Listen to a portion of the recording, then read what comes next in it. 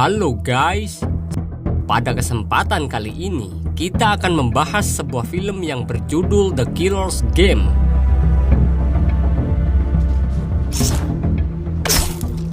Film ini menceritakan tentang seorang penjunuh bayaran profesional yang divonis hidupnya hanya beberapa bulan lagi oleh dokter karena suatu penyakit serius. Oleh karena itu dia membayar jasa pelayanan kontrak penjunuh untuk segera menjunuhnya.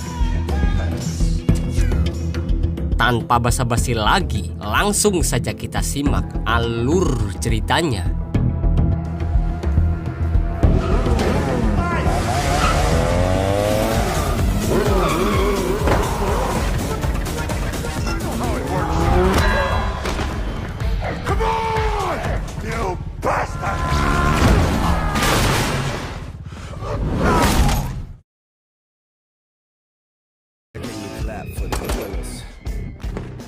Film diawali dengan diperlihatkannya wilayah Budapest, Hungaria. Tepatnya di suatu acara yang sedang diselenggarakan, tibalah beberapa mobil mewah dan terlihat seorang pria bersama wanita turun dari mobil tersebut. Ternyata pria itu adalah seorang pria kaya raya sekaligus penjahat kelas paus.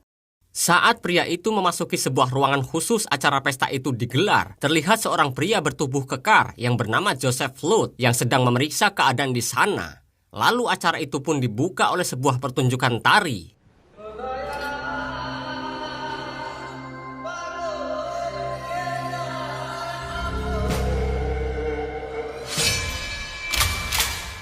Dan di sisi lain, di sebuah ruangan, salah satu penjaga melihat ada sebuah sepatu di balik horden jendela. Sudah.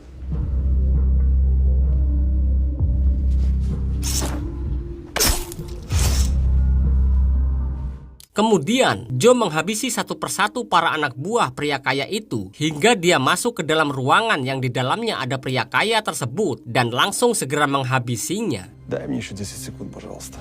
Сколько бы они тебе не заплатили? I can't.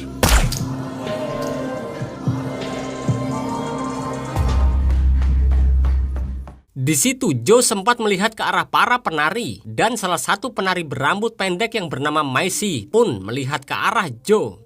Merasa ada hal yang tidak beres, sebagian pengawal pria kaya tersebut yang baru tahu kalau bosnya telah mati langsung menyusuri area sekitar.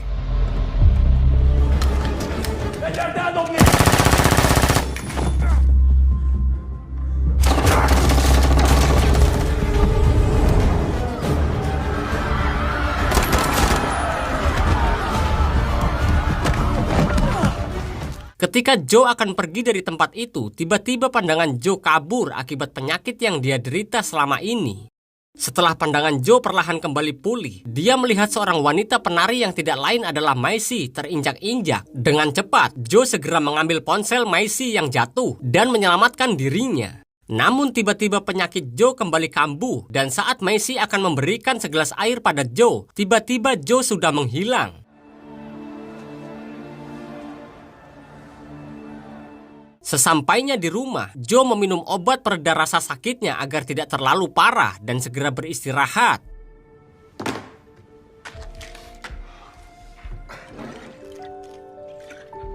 Keesokan harinya, Joe langsung memeriksa kesehatannya pada seorang dokter khusus yang bernama Kagan. Di sini diketahui ternyata selain seorang penjunuh bayaran profesional, Joe juga merupakan mantan sersan yang telah lama pensiun. Setelah mengambil sampel darah Joe untuk diteliti lebih lanjut, Kagan menyuruh Joe untuk kembali melakukan kesehariannya. Sepulangnya dari dokter, Joe menghampiri atasannya yang bernama Sophie Rivers untuk menceritakan penyakit yang dideritanya. Selain penglihatan Joe yang sering kabur, Joe kerap kali mengalami rasa sakit kepala yang luar biasa sakitnya. Oleh karena itu, Sophie menyuruh Joe untuk beristirahat sejenak sebelum badan Joe kembali sehat. Joe yang teringat kalau dia belum sempat mengembalikan ponsel Macy, dia pun segera mendatangi wanita itu yang sedang latihan di salah satu sanggar di pusat kota. Ketika Joe bertemu Macy, di situ Macy yang tampaknya menyukai Joe mengucapkan terima kasih dan langsung memberikan nomor ponselnya dan mengajak Joe makan malam dengannya. Saat di perjalanan pulang, Joe yang mempunyai rasa ragu sempat membuang nomor ponsel Macy sebelum pada akhirnya Joe kembali mengambilnya. Kemudian, di kediamannya, Joe yang terus memikirkan tentang wanita itu, lalu dia mencoba untuk mengirim sebuah pesan teks pada Macy dan menerima ajakannya untuk makan malam. Malam harinya, saat kencan pertama mereka, Joe dan Macy tampaknya mempunyai beberapa kemiripan dan saling suka satu sama lain. Di situ Joe menjelaskan latar belakangnya yang tidak mempunyai keluarga karena Joe masuk ke pelatihan militer sejak usia 18 tahun setelah peristiwa kelam yang menimpa orang tuanya. Sejak kencan pertama itu, hubungan Joe dan Macy semakin dekat. Tetapi meskipun seperti itu, hubungan mereka tidak mengganggu pekerjaan mereka masing-masing. Beberapa waktu kemudian, Joe menemui Sophie. Di sini diketahui kalau Joe merupakan salah satu anggota organisasi The Killer's Game. Kemudian, Joe mengatakan kepada Sophie kalau dia ingin berhenti dan keluar dari pekerjaannya saat ini sebelum Macy mengetahuinya. Lalu Joe diberi dua jalan keluarnya oleh Sophie, yaitu keluar dengan keadaan bersih atau keluar dengan keadaan terkapar. Karena Joe sendiri hampir saja keluar dari aturan tersebut. Jika Joe ingin tetap di dalam organisasi, Sophie menyuruh Joe untuk jujur pada Macy kalau dirinya adalah seorang penjunuh bayaran. Jika tidak mau melakukan hal itu, Joe harus keluar dari organisasi. Sontak perkataan itu pun membuat Joe menjawab kalau dia sudah lelah dan ingin keluar dari organisasi The Killer's Game. Oleh karena itu, sebelum dirinya pensiun, Joe mengajak Sophie dan istrinya yang bernama Sharon agar datang ke pesta ulang tahunnya nanti malam. Chaim, Ustaz. Saat malam harinya, ketika mereka sudah berkumpul di acara pesta ulang tahun Joe, Sharon mengatakan kepada Macy bahwa dirinya sudah mengenal Joe selama 20 tahun dan Joe ini adalah tipe pria tertutup. 2 hari kemudian, Joe dipanggil oleh Dr. Kagan yang syok melihat hasil uji laboratorium yang mengatakan kalau Joe menderita penyakit Creutzfeldt, yaitu kelainan neurodegeneratif. Di situ, Kagan menjelaskan kepada Joe bahwa disintegrasi neuron motorik yang menyebabkan koordinasi sakit kepala parah, kebutaan, hingga kematian. Dan tidak ada obat untuk penyakit Joe yang telah parah ini. Karena Kagan telah menguji sampel tersebut pada laboratorium terpisah dan hasilnya semua sama. Jalan satu-satunya hanyalah melakukan perawatan selama 3 bulan. Mendengar semua penjelasan dari Kagan, Joe yang tidak ingin berpisah dengan Macy lebih memilih untuk pulang dan pasrah akan hidupnya. Setibanya di rumah, Joe yang penasaran, dia mencoba mengecek di internet seberapa parah penyakit yang dia alami. Ternyata omongan Kagan benar, tidak ada satupun obat yang bisa menyembuhkan penyakitnya. Sejenak, Joe pun merenung, mengingat masa-masa indahnya dengan wanita yang dia cintai, yang tidak akan lama lagi. Demi Macy bisa hidup tentram dan damai, Joe mengemasi sebagian uang simpanannya dan semua senjata yang kemudian dia buang di tengah sungai.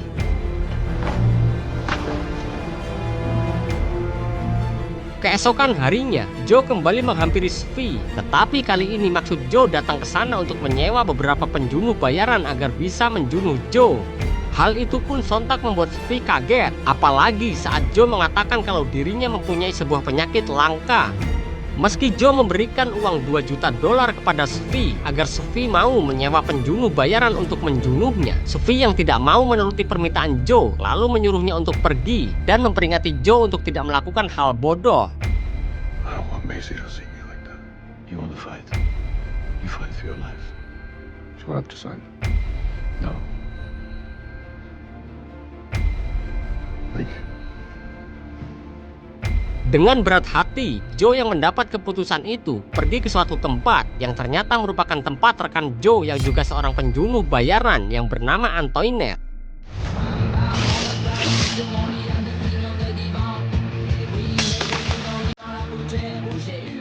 Di situ Antoinette yang mengenal Joe karena Joe penjunuh terbaik di Eropa menolak permintaan Joe. Tetapi saat Joe mengatakan kalau dia akan memberi Antoinette uang senilai $2 juta, Antoinette pun berjanji akan menuruti permintaan Joe. Give me till 2400 hours. You're the client, Mr. Flood. Kemudian Antoinette pun menghubungi anak buahnya yang juga seorang asasin yang bernama Lovdah yang baru saja melakukan tugasnya.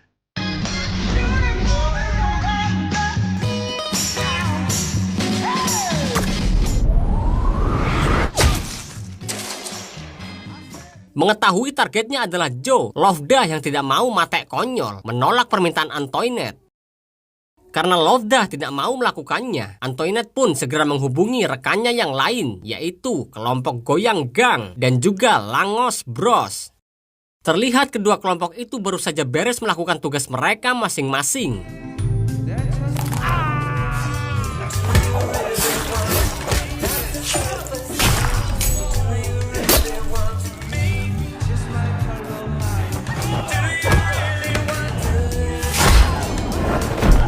그 노래 정말 좋아하는데.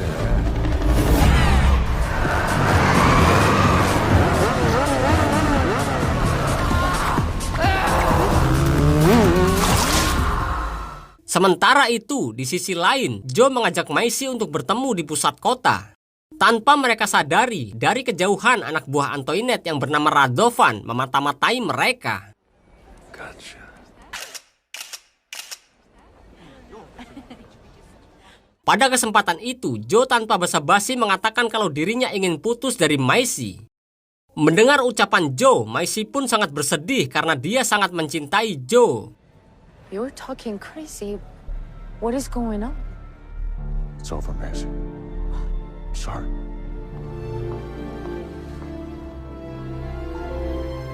Beberapa saat kemudian, Joe yang sedang mabuk berat di rumahnya berniat ingin mengirim pesan suara kepada Maisie yang menjelaskan kalau Joe mengidap sebuah penyakit langka. Namun sebelum Joe menyelesaikan pembicaraannya, dia tanpa sengaja mengirim pesan tersebut. Tidak lama kemudian, Joe tiba-tiba mendapat pesan dari Keegan yang memintanya agar segera menghubunginya. Ketika Joe sudah menghubungi Keegan, di situ Keegan mengatakan kalau semua hasil lab Joe tertukar dengan pasien lain. Jadi bisa dipastikan kalau penyakit yang Joe alami hanyalah penyakit pusing biasa. Mendengar hal itu, Joe yang sadar kalau dirinya telah berbuat kesalahan, kemudian mengakhiri percakapannya dan segera memasang beberapa perangkap. Dan benar saja, di luar kediaman Joe, Goyang Gang diam-diam sudah tiba di lokasi dan memasuki rumah Joe.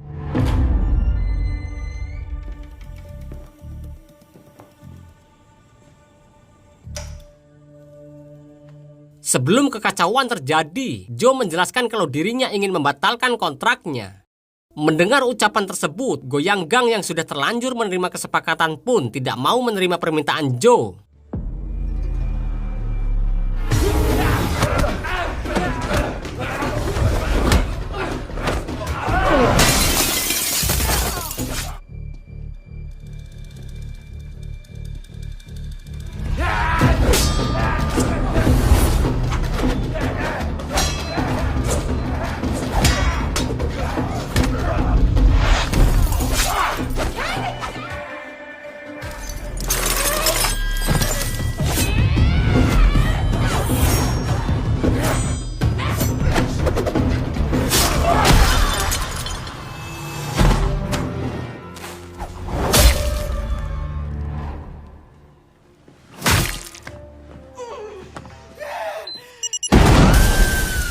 Saat Joe sudah berada di luar rumahnya, Joe yang mencoba untuk menarik perkataannya dan membatalkan kesepakatannya langsung segera menghubungi Antoinette. Namun, meski Joe berjanji akan membayar denda, Antoinette yang sudah terlanjur mengutus beberapa penjunuh bayaran lain, dia tetap berniat menjunuh Joe karena Joe telah menewaskan ayahnya. Saat telepon itu tertutup, Joe segera mengirim pesan pada Maisie dan menjelaskan kalau ini semua hanyalah kesalahan dan meminta Maisie untuk pergi keluar kota. Tidak lama kemudian, tanpa diduga, muncul Langos Bros dan langsung menyerang Joe menggunakan motor mereka.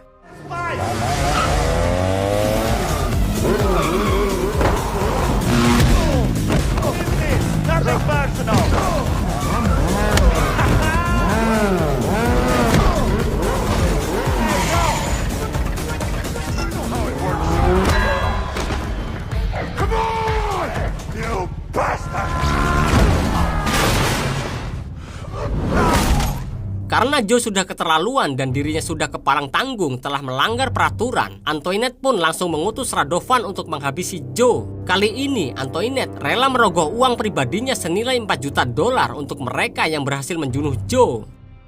Kabar itu pun sontak membuat Lovdah yang awalnya menolak tawaran Antoinette menjadi menerima tawaran tersebut. Begitu juga dengan Mackenzie bersaudara yang sangat senang karena imbalan mereka yang besar. $4 million.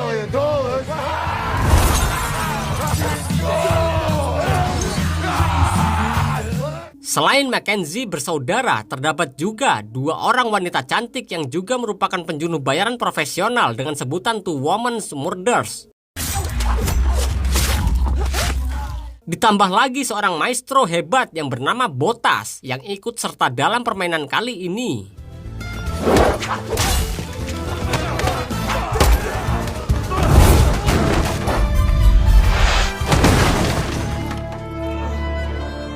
Kembali ke Joe yang kini menghampiri kediaman Svi untuk meminta pertolongan dan meminta beberapa senjata. Karena Svi juga sebenarnya berniat untuk pensiun sama seperti Joe, namun di situ Svi hanya bisa memberikan beberapa alat peledak untuk Joe bertahan hidup.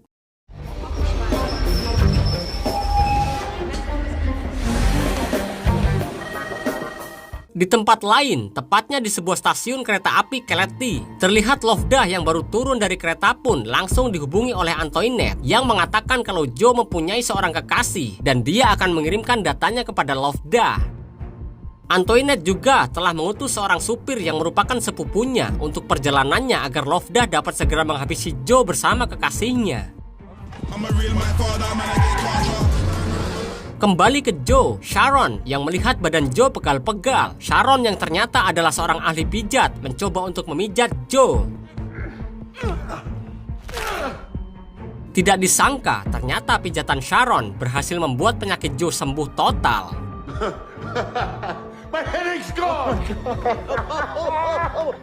Di sisi lain, Lovdah yang baru tiba di sebuah tempat dan ternyata dia sedang mengawasi tempat tinggal Macy dan akan menculik Macy agar Joe bisa dengan mudah ditemukan.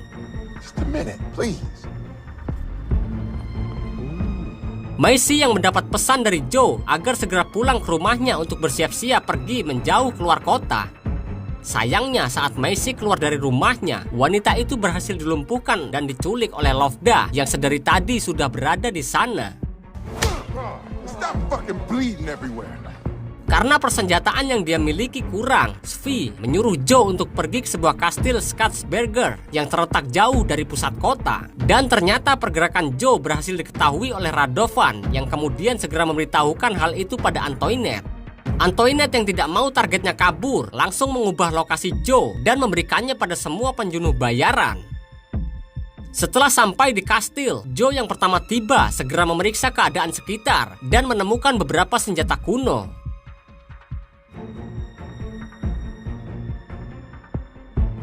Di sisi lain, ketika dalam perjalanan, Lovdah menceritakan pada Macy tentang profesi dari Joe yang merupakan seorang penjunuh bayaran hebat. Mengetahui kalau Joe sudah meminta ke beberapa pihak untuk menargetkan dirinya sendiri, Macy pun sempat kaget. Tetapi di sini Macy yakin kalau Joe bisa mengalahkan mereka semua.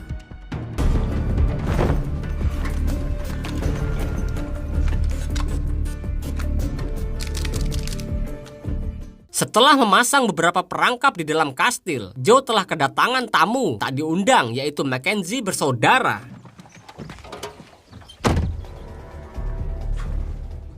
Dengan melemparkan sebuah granat yang menjadi serangan awal yang dilakukan oleh Joe, pertarungan di antara mereka pun dimulai.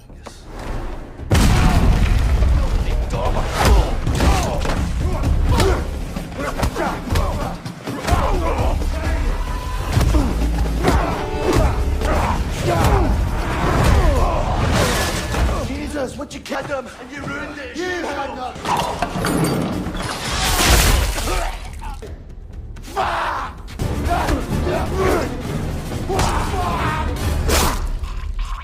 Tidak lama dari itu, Two Women Murders pun tiba di dalam kastil dan langsung menyerang Joe secara membabi buta.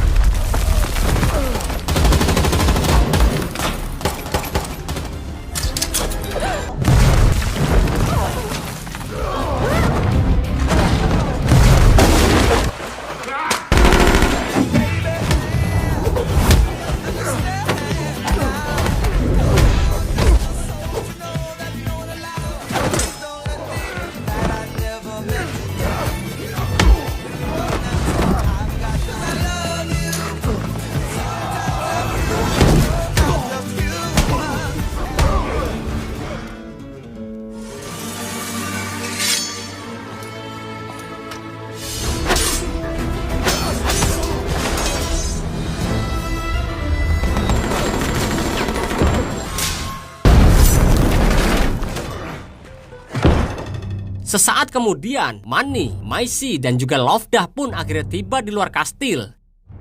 Untuk memastikan situasi di sana, Lovdah menyuruh Manny untuk menjaga Maisy, sementara dirinya akan menghubungi Joe terlebih dulu.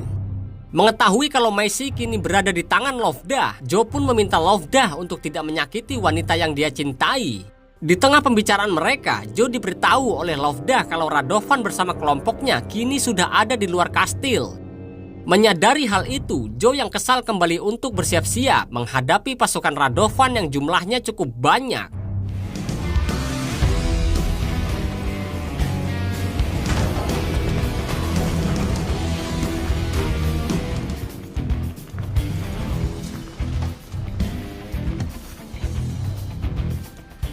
Sementara itu, di dalam mobil, Maisy meminta Manny untuk mengajaknya berjalan-jalan keluar sejenak untuk meregangkan kakinya yang kesemutan.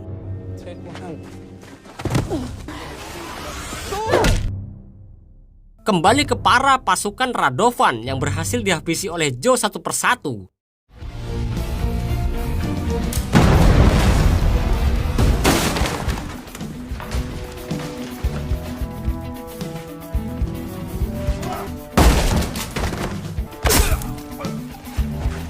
Karena sebagian pasukan Radovan telah mati, Joe perlahan-lahan keluar dari kastil melalui jalur belakang. Tanpa diduga, ternyata Joe diketahui oleh Lovdah yang berniat untuk menembak Joe.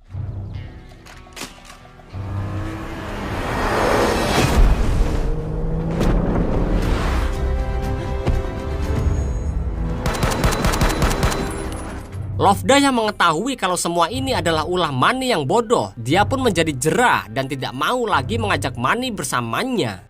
Oleh karena itu, Lovdah meminta bayaran lebih pada Radovan untuk memberitahukannya kepada Antoinette. Di lain sisi, ketika dalam perjalanan, Maisy marah besar pada Joe karena Joe tidak mau jujur dengan profesinya sejak dari awal mereka bertemu. Di situ Maisy pun menjelaskan kalau selama yang dilakukan Joe itu benar, yaitu menjunuh para penjahat, Maisy akan tetap menerima Joe, apalagi saat ini Maisy sedang mengandung anak dari Joe. Sayangnya sebelum percakapan mereka berakhir, Maisy tiba-tiba pingsan tidak sadarkan diri. Joe yang melihat kalau Maisy mengalami luka akibat tembakan peluru dari Radovan tadi, Joe segera membawa Maisy ke sebuah gereja yang berada cukup dekat dengan mereka saat ini.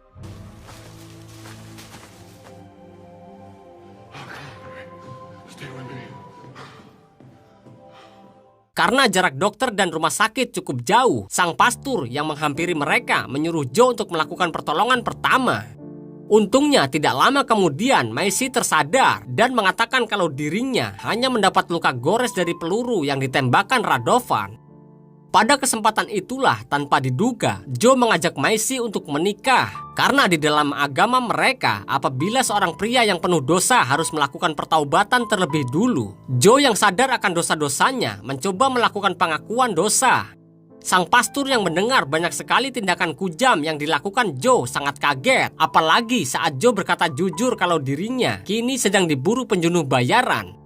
Karena waktu mereka tidak banyak, sang pastor pun mengampuni semua dosa-dosa Joe. Setelah itu, Joe dan Maisy pun dinikahkan dengan cincin mas kawin berupa kunci granat yang Joe bawa di saku celananya. Saat mereka berdua akan resmi menikah, tanpa diduga, Lovdah tiba-tiba muncul dan menembak sang pastor. Tidak lama kemudian, muncul juga Radovan bersama kelompoknya yang justru menyerang Lovdah karena Radovan tidak ingin Lovdah menang dalam permainan. Sang pastor pun segera dibawa Joe masuk ke sebuah ruangan dan diberi pertolongan pertama oleh Maisy.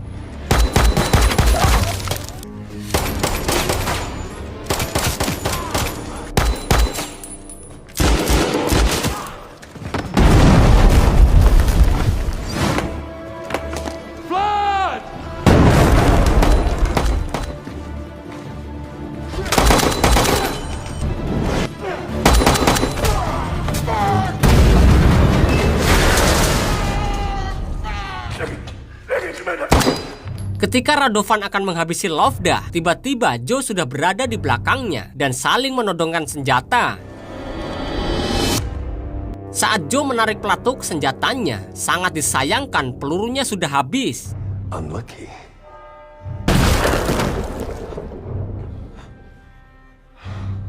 Bukannya menjunuh Lovda, Joe dan Maisie yang sudah lelah lebih memilih untuk segera meninggalkan tempat itu. Di waktu yang bersamaan, Svi menghampiri Antoinette di kediamannya untuk memberi wanita itu sebuah hukuman karena telah melanggar peraturan. Setelah kejadian itu, terlihat Lovda yang selamat dan sudah mendapat perawatan di kediamannya. Dia pun masih dendam kepada Joe. Beberapa hari kemudian, akhirnya Joe dan Maisie melakukan sebuah acara pernikahan setelah Joe memutuskan untuk pensiun. Acara itu juga dihadiri oleh sahabat Maisie, Svi, dan juga Sharon yang tampak senang melihat hubungan Joe dan Maisie yang harmonis.